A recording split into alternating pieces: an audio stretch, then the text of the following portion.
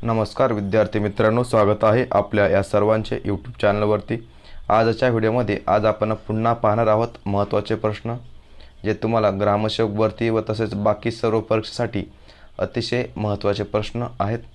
या व्हिडिओमध्ये आज आपण पुन्हा पाहणार आहोत काही महत्त्वाचे भूगोल, इतिहास व पॉलिटी तसेच अन्य विषयाचे आपण प्रश्न पाहणार आहोत। हे प्रश्न अतिशय महत्त्वाचे आहे, म्हणून हा व्हिडिओ आपणास पूर्ण शेवटपर्यंत पाहायचा आहे। कोणताही प्रश्न मिस करू नका। मित्रांनो, जर आपण चॅनलवर नवीन असाल तर चॅनलला आत्ताच सबस्क्राईब करून घ्या व बेल आयकॉन क्लिक करून घ्या। चला पाहूया आपला पहिला प्रश्न। प्रश्न क्रमांक 1, यशवंतराव चव्हाण प्रतिष्ठानतर्फे दिला जाणारा राज्यस्तरीय यशवंतराव चव्हाण पुरस्कार कोणास जाहीर झाला आहे?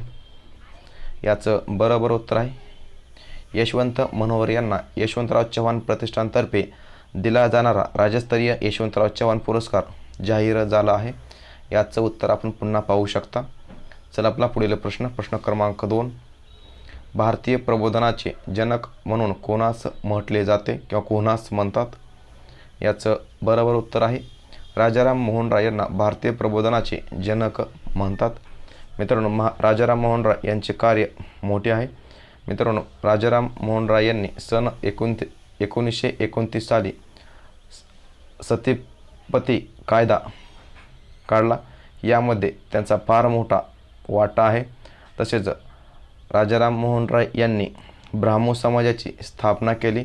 तसेच राजाराम मोहन राय यांनी आत्मीय सभेची स्थापना केली। चला आपला पुढील प्रश्न। प्रश्न क्रमांक 3, ऑल इंडिया शेड्यूल्ड कास्ट फेडरेशनची स्थापना केव्हा करण्यात आली? याचं बरोबर उत्तर आहे ऑल इंडिया शेड्यूल्ड कास्ट फेडरेशनची स्थापना सन 1942 साली केली किंवा करण्यात आली। मित्रांनो, याची स्थापना डॉक्टर बाबासाहेब आंबेडकर यांनी केली। चला आपला पुढील प्रश्न। प्रश्न क्रमांक 4, भारतात हुंडा प्रतिबंध कायदा कधी संमत करण्यात आला? याचं उत्तर आहे सन 1961 साली भारतात हुंडा प्रतिबंध कायदा संमत करण्यात आला 1961। चला आपला पुढील प्रश्न। प्रश्न क्रमांक 5, ब्रह्मगिरी शिखर कोणत्या जिल्ह्यात आहे? मित्रांनो, आपण याचं उत्तर पाहू शकता। ब्रह्मगिरी हे शिखर नाशिक जिल्ह्यात आहे। मित्रांनो, या शिखराबद्दल सांगायचं झालं तर या शिखराची उंची 1295 मीटर इतकी उंची आहे। तसेच काही शिखरांबद्दल माहिती सांगायची झालं तर साल्हेर शिखराची उंची ही 1567 मीटर आहे। तसेच मित्रांनो, कळसुबाई शिखर हे अहमदनगर जिल्ह्यात येते। मित्रांनो, कळसुबाई शिखराची उंची किती हे मला प्रत्येकाने कमेंटमध्ये सांगायचं आहे। हा प्रश्न बऱ्याच परीक्षेमध्ये येऊन गेला आहे आणि पुन्हा येणार आहे, म्हणून याचं उत्तर मला प्रत्येकाने कमेंटमध्ये द्यायचं की कळसुबाई शिखराची उंची मीटरमध्ये किती आहे। चला आपला पुढील प्रश्न। प्रश्न क्रमांक 6, अनुसूचित जमातीसाठी महात्मा गांधीजींनी कोणता शब्द प्रयोग केला होता? मित्रांनो, अनुसूचित जमातीसाठी महात्मा गांधी यांनी गिरिजन हा शब्द वापरला किंवा प्रयोग केला होता। मित्रांनो, महात्मा गांधी यांच्याबद्दल सांगायचं झालं त्यांचं कार्य महान आहे। चला आपला पुढील प्रश्न। प्रश्न क्रमांक 7, महाराष्ट्रातील पहिले फळांचे गाव म्हणून कोणते गाव घोषित झाले आहे? याचं बरोबर उत्तर आहे महाराष्ट्रातील पहिले फळांचे गाव हे धुमाळवाडी म्हणून प्रसिद्ध झाले आहे किंवा घोषित झाले आहे। मित्रांनो, आपल्याला जर प्रश्न विचारला महाराष्ट्रातील फुलपाखरांचे गाव म्हणून कोणते गाव आहे, तर याचं उत्तर राहू शकतं फुलपाखरांचे गाव जर विचारलं तर महादरे हे महाराष्ट्रातील फुलपाखरांचे गाव म्हणून ओळखले जाते आणि फळांचे गाव हे धुमाळवाडी, लक्षात असू द्या। चला आपला पुढील प्रश्न। प्रश्न क्रमांक 8, निवडणूक आयोगाने नॅशनल आयकॉन म्हणून कोणाची नियुक्ती केली आहे? याचं अचूक उत्तर आहे निवडणूक आयोगाने सचिन तेंडुलकर यांची नॅशनल आयकॉन म्हणून नियुक्ती करण्यात आली आहे। मित्रांनो, सचिन तेंडुलकर यांना भारतरत्न कोणत्या साली मिळाला? याचं उत्तर मला प्रत्येकाने कमेंटमध्ये सांगा। चला आपला पुढील प्रश्न। प्रश्न क्रमांक 9, भूदान चळवळ कोणी सुरू केली? मित्रांनो, आपणास माहीत असेल हे भूदान चळवळ ही विनोबा भावे यांनी सुरू केली। भूदान चळवळ मित्रांनो, भूदान चळवळ ही विनोबा भावेने सुरू केली। मित्रांनो, विनोबा भावे यांचा जन्म सन 1895 साली रायगड येथे झाला व त्यांचा मृत्यू सन 1982 साली पवनार येथे झाला। मित्रांनो, विनोबा भावे यांना सन सन 1993 साली त्यांना मरणोत्तर भारतरत्न पुरस्कार देण्यात आला, सन 1993 साली.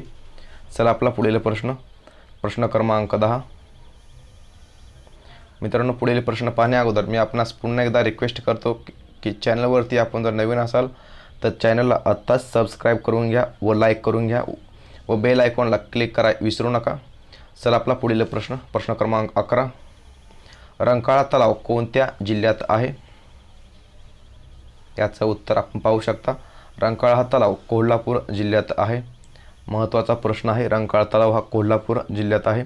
मित्रांनो, काही तलावाबद्दल सांगायचं झालं तर नागपूरमध्ये रामसागर हा तलाव आहे. तसेच अहमदनगरमध्ये बिसापूर हा तलाव आहे. चला आपला पुढील प्रश्न क्रमांक 11. महाराष्ट्राचा राज्यमाशाचे नाव काय आहे? मित्रांनो, आपणास माहीत असेलही महाराष्ट्राच्या राज्यमाशाचे नाव हे सिल्वर पॉपलेट असं महाराष्ट्राच्या राज्यमाशाचे नाव आहे. मित्रांनो, महाराष्ट्राच्या राज्यफुलाचे नाव जर विचारलं तर हे जारूल आहे. महाराष्ट्राच्या राज्यपक्षाचं नाव विचारलं तर ते हरियाल आहे. महाराष्ट्राचे राज्य प्राणी विचारलं तर तो शेकरू आहे. मित्रांनो, महाराष्ट्राचा राज्य खेळ विचारलं तर तो कबड्डी आहे. राज्य खेळ हा कबड्डी आहे. मित्रांनो, महाराष्ट्राबद्दल असेच बरेच प्रश्न परीक्षेमध्ये येऊन गेले आहे. राज्य प्राणी कोणता, पक्षी कोणता, फळ कोणतं. चला आपला पुढील प्रश्न क्रमांक 12. FTIIच्या अध्यक्षपदी म्हणून कोणाची नियुक्ती झाली आहे? याचं अचूक उत्तर आहे मित्रांनो, FTIIच्या अध्यक्षपदी म्हणून आर माधवन यांची निवड करण्यात आली आहे. मित्रांनो, आर माधवन या 3 इडियट्स या पिक्चरमध्ये त्यांनी भरपूर कार्य केले आहे. चला आपला पुढील प्रश्न क्रमांक 13. लोकसभेत अनुसूचित जमातीसाठी जागा राखीव असाव्यात असे कोणत्या कलमाद्वारे नमूद करण्यात आले आहे? याचं बरोबर उत्तर आहे कलम 330 नुसार लोकसभेत अनुसूचित जमातीसाठी जागा राखीव असाव्यात असं नमूद करण्यात आलं आहे. मित्रांनो, लोकसभेचं कलम सांगायचं झालं तर कलम 81 नुसार लोकसभेची स्थापना होते व कलम 80 नुसार राज्यसभेची स्थापना होते. चला आपला पुढील प्रश्न क्रमांक 14.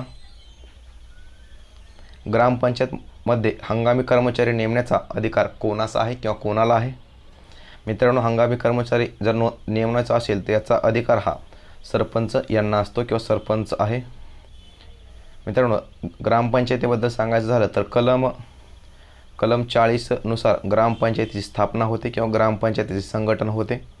आपणास माहीत असेल, जर माहीत नसेल तर पॉईंट नोट डाऊन करत चला. आपला पुढील प्रश्न क्रमांक 15. मुंबईतील कोणत्या ठिकाणी महात्मा गांधीजी यांनी भारत छोडो आंदोलनाचे भाषण केले होते? मित्रांनो, हे भाषण गोवालिया टँक या मैदानावरती केले होते. मित्रांनो, भारत छोडो आंदोलनाचे भाषण हे 8 ऑगस्ट 1942 साली हे भाषण झाले होते. 8/8/1942 हे भाषण मुंबईतील गोवालिया टँक या मैदानावरती महात्मा गांधी यांनी केले होते. चला आपला पुढील प्रश्न क्रमांक 16. महात्मा फुले यांनी सत्यशोधक समाजाची स्थापना कधी केली? याचं अचूक म्हणजे बरोबर उत्तर आहे 24 सप्टेंबर 1873 साली महात्मा फुले यांनी सत्यशोधक समाजाची स्थापना केली. मित्रांनो, स्थापना कुठे केली विचारलं तर याची स्थापना पुणे येथे केली. मित्रांनो, महात्मा फुले यांचे कार्य बरेच मोठे आहे. मित्रांनो, महात्मा फुले यांनी सन 1848 साली पुण्यातील भिडेवाडा येथील पहिली त्यांनी मुलींची शाळा काढली सन 1848.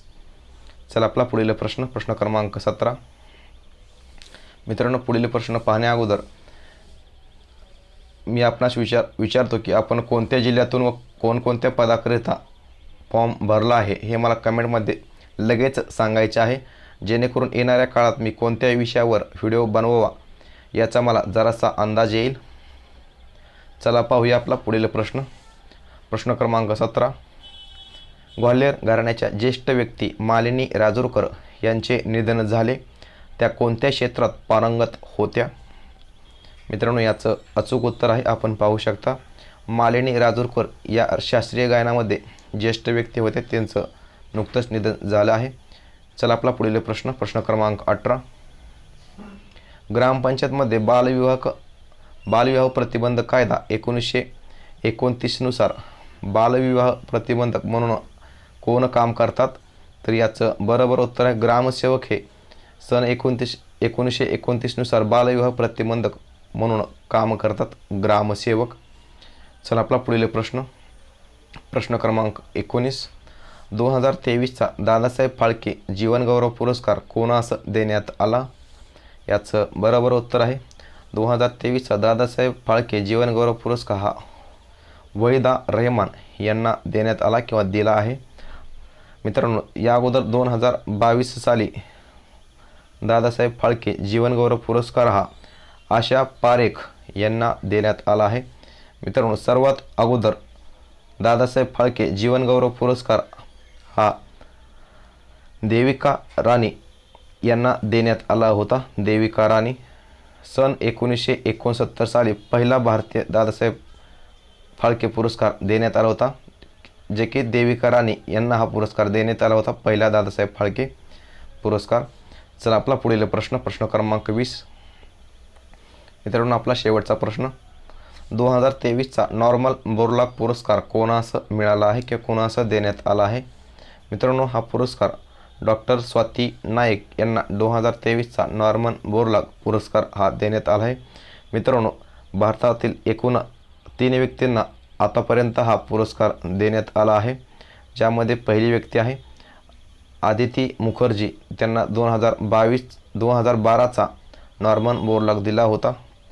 त्यानंतर दुसरी व्यक्ती आहे महालिंगम गोविंदराज, यांना 2022चा नॉर्मन बोरलॉग पुरस्कार देण्यात आला आहे किंवा दिला होता. आणि 2023चा डॉक्टर स्वाती नाईक यांना हा पुरस्कार दिला आहे. मित्रांनो, आपल्याला व्हिडिओ कसा वाटला कमेंटमध्ये नक्की सांगा. अशाच व्हिडिओसाठी आपण भेटूया पुन्हा अशाच प्रकारच्या व्हिडिओमध्ये. थँक्यू. जय हिंद, जय महाराष्ट्र.